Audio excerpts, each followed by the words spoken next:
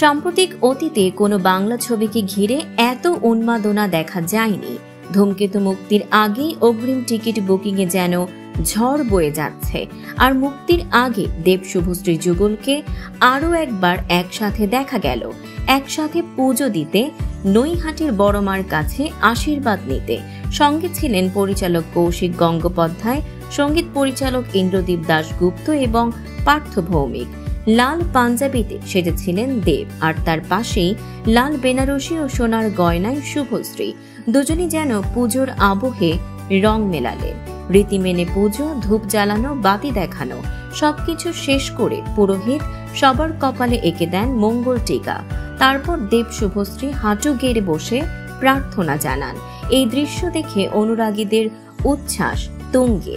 এর আগে নজরুল মঞ্চে ট্রেলার লঞ্চের দিন কানায় কানায় পূর্ণ হয়েছিল প্রেক্ষাগৃহ। কালো পোশাকে রং মিলিয়ে হাজির হয়েছিলেন দেব শুভশ্রী। নিজেদের ছবির হিট গানে মঞ্চও মাতিয়েছিলেন তারা। আর তারপর ঘটেছিল সেই চমক। দীর্ঘ 9 বছর পর সোশ্যাল মিডিয়ায় আনব্লক করে একে অপরকে ফলো করেন দুজন। দর্শকদের অনুরোধে তোলেন সেলফিও।